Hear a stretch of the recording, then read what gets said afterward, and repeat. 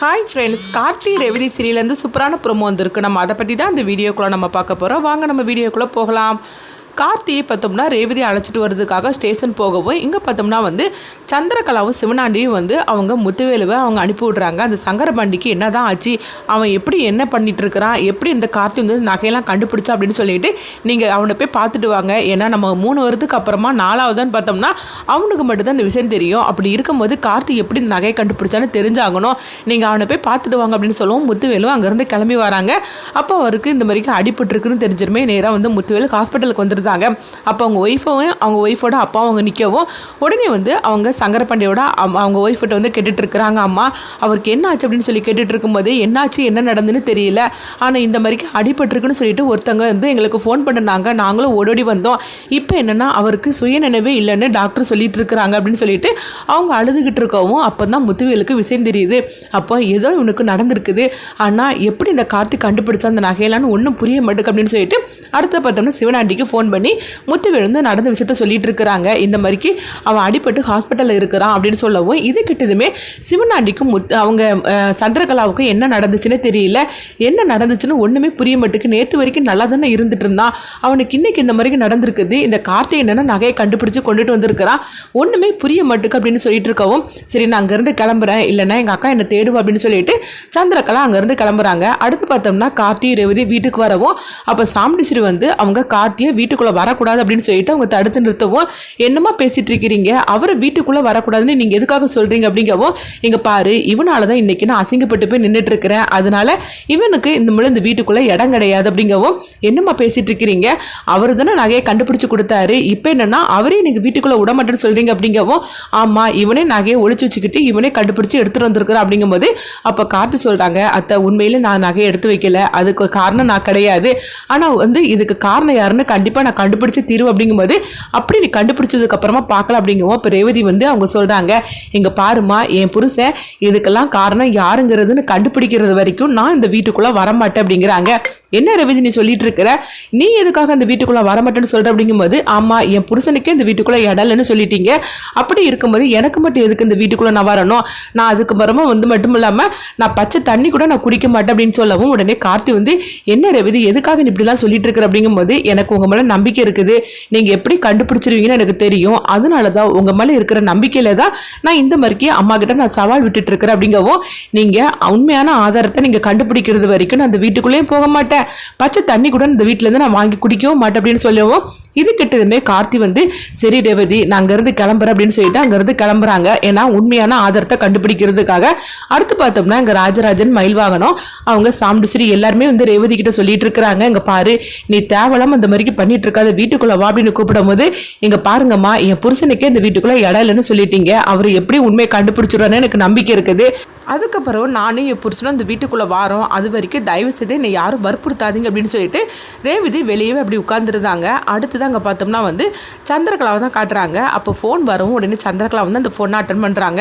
சொல்லுங்கள் நீங்கள் யார் பேசுகிறீங்க அப்படிங்கும்போது உடனே இது சாம்பிடிச்சரோட வீடு தானே அப்படின்னு சொல்லிட்டு அவங்க ஒரு லேடி கேட்கவும் உடனே ஆமாம் அப்படிங்கிறாங்க. நீங்கள் யார் அப்படின்னு சொல்லிட்டு சந்திரகலா கேட்கும்போது இங்கே பாருங்கள் இந்த மாதிரிக்கு மகளிர் தினத்துக்காக நாங்கள் சாதனை பெண்களுக்கு அவங்கள தேர்ந்தெடுத்து அவங்களுக்காக நாங்கள் விருது கொடுப்போம், இந்த வருஷம் நாங்கள் சாம்பிடிச்சிரி மடத்துக்கு நாங்கள் கொடுக்கலான்ட்டு இருக்கிறோம் அப்படின்னு சொல்லவும் இது கெட்டதுமே சந்திரகலா அப்படின்னு சொல்லி கேட்டுட்டு இருக்கும்போதே அவங்களுக்காக நாங்கள் இன்விடேஷன் கொடுக்கணும், அதனால தான் வரலாமான்னு சொல்லி கேட்கறதுக்காக உங்களுக்கு ஃபோன் பண்ணணும் அப்படிங்கவும் சரி நான் எங்கள் அக்காட்ட கேட்டுட்டு உங்களுக்கு ஃபோன் பண்ணுறேன் அப்படின்னு சொல்லிட்டு சந்திரகலா ஃபோனை வைக்கிறாங்க. அடுத்தது அங்கே பார்த்தோம்னா சாம்பிடிச்சிரி தான் காட்டுறாங்க. இப்போ சந்திரகலா அந்த விஷயத்தை பற்றி சொல்கிறாங்க. அப்போ சாம்பிடிச்சிரியும் நல்லதாக போச்சுது, இந்த நேரத்தில் இது நம்ம வாங்கக்கூடியது அவசியம் தான் அப்படிங்கும்போது என்னக்கா பேசிகிட்டு இருக்கிற, ஏற்கனவே இங்கே பிரச்சனைக்கு மேலே பிரச்சனையாக போயிட்டு இருக்குது, இந்த நேரத்தில் இப்போ இந்த அவார்ட்லாம் தேவைதானே அப்படிங்கும்போது இல்லை சந்திரா இந்த நேரத்தில் தான் கண்டிப்பாக நம்ம வாங்கி ஆகணும், ஏன்னா எனக்கு இருக்கிற கெட்ட பேரை இது மூலமாக தான் நான் அதை சரி பண்ணணும், அதனால் அவங்கள வர சொல்லு அப்படிங்கவும் உடனே சந்திரகலாவும் சரின்னு சொல்லிட்டு அவங்களுக்கு ஃபோன் பண்ணுறாங்க.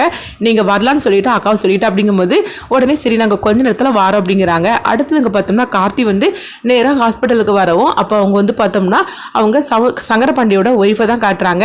அவங்க அவங்ககிட்ட கார்த்தி கேட்டுட்டு இருக்கிறாங்க, அம்மா இப்போ அவர் எப்படி இருக்கிறார் அப்படிங்கும்போது அவர் அதே நிலைமையில தான் இருக்கிறாரு, சுயநினைவே இல்லாமல் இருக்கிறாரு அப்படிங்கவும் அப்போ கார்த்தி வந்து கேட்டுட்டு இருக்கிறாங்க. ஆமாம், அவர் வந்து உங்ககிட்ட ஏதாவது சொன்னார் அப்படிங்கும்போது இங்கே பாருங்க, அவர் சரிவர வேலைக்கெல்லாம் போகவே மாட்டார். அது மட்டும் இல்லாமல் 2 நாளைக்கு முன்னாடி தான் நம்மளுக்கு நிறைய பணம் கிடைக்க போகுது, அதனால நம்ம கஷ்டம்லாம் தீரப்போகுதுன்னு சொல்லிட்டு இருந்தாரு.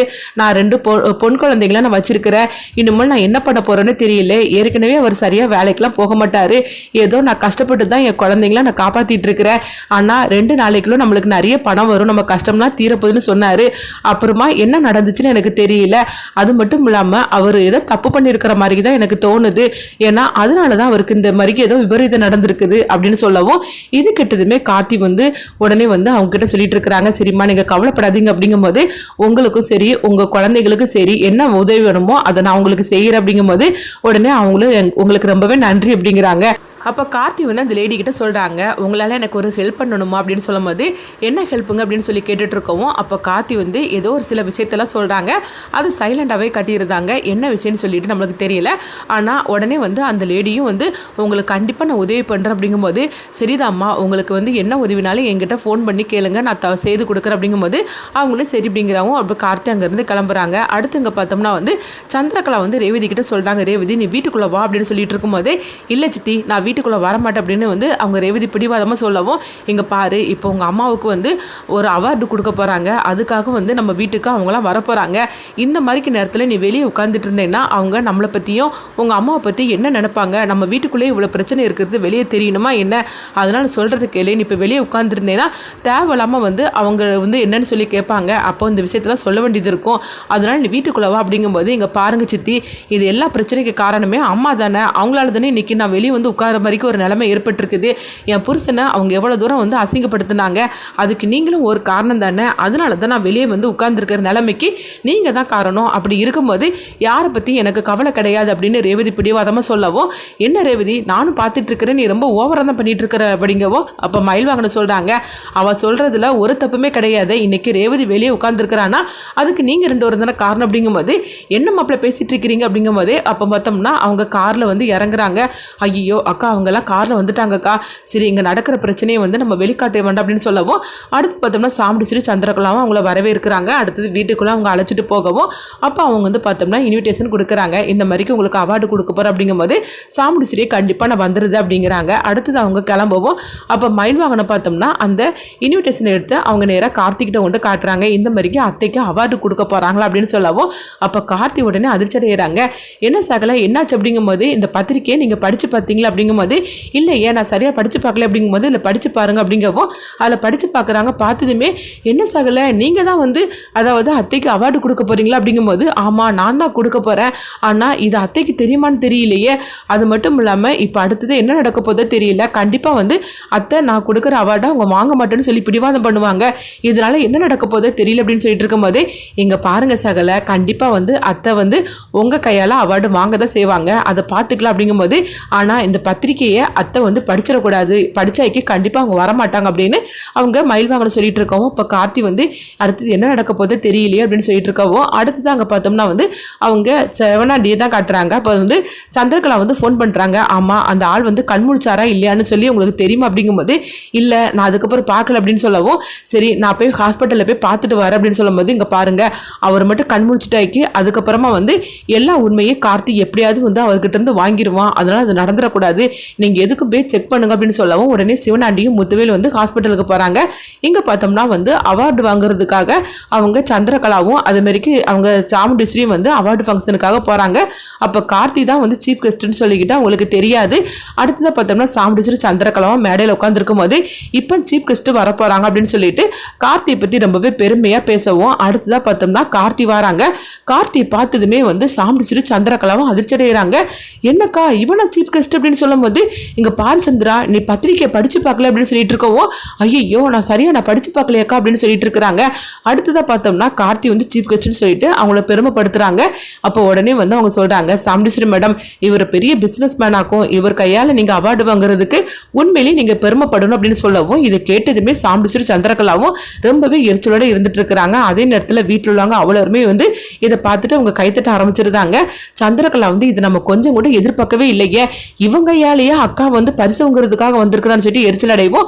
அதே மாதிரிக்கு சாம்பிடிச்சுட்டு நினைக்கிறாங்க இவன் கையால தான் பரிசு வாங்குறத தெரிஞ்சா கண்டிப்பா நம்ம இதுக்கு ஒத்துருக்கவே மாட்டோம் அப்படின்னு. அடுத்ததை பார்த்தோம்னா கார்த்திக் கையால அவங்க பரிசு கொடுக்கவும் சாம்பிடிச்சுரியும் வந்து மேடையில வந்து வேற வழி இல்லாம அவங்க கையால வாங்குறாங்க. அடுத்ததான் என்னெல்லாம் நடக்க போகுதுன்னு சொல்லி வெயிட் பண்ணி பார்க்கலாம்.